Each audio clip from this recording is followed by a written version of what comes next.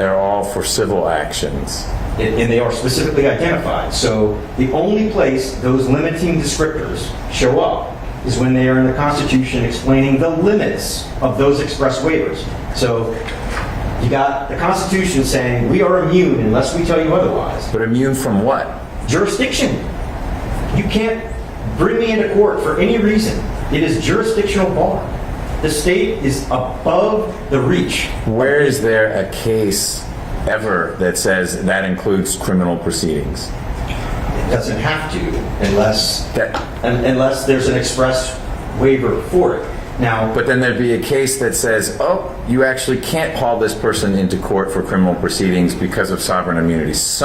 One of these local prosecutors with a local judge would have tried it, and if sovereign immunity prevented a state actor from being hauled into court in connection with a criminal investigation, there'd be a case about that. And your brief says nothing about that. So I guess that's what we don't need to quibble about what suit means. Pick your word: suit, action, complaint, etc. The dividing line, as I understood it, civil and criminal.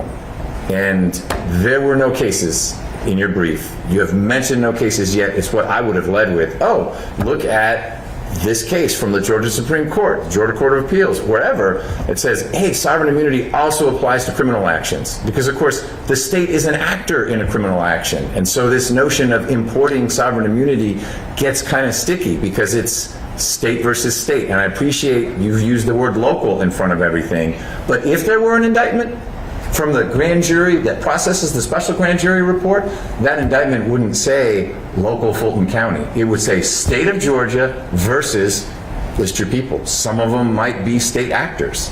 And I don't believe those state actors could say, oh, sovereign immunity, you can't indict me.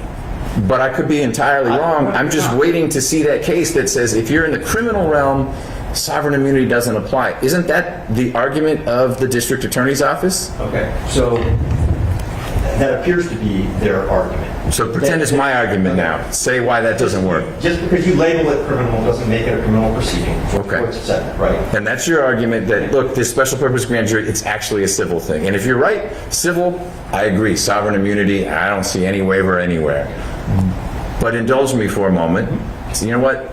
It's a criminal investigation. The only discussion is criminal statutes. The only concern is, was there criminal interference with the 2020 general election in Georgia? So it's a criminal investigation.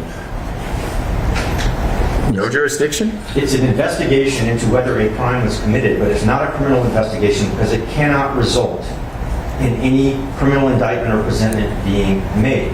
That was the choice of the district attorney when they opened this investigation. They chose to go the route of a special purpose grand jury that can just write a report. That's all they can do. And that doesn't convert this into a criminal inquiry where, and I don't think it's settled by any stretch that even if this were a criminal grand jury proceeding, that the DA could summon the governor to it as a witness only to talk about the performance of his official duties while he sits in office. I don't know if it's settled, but you haven't shown me anything that says that couldn't. I guess I'm curious if it were a GBI investigation.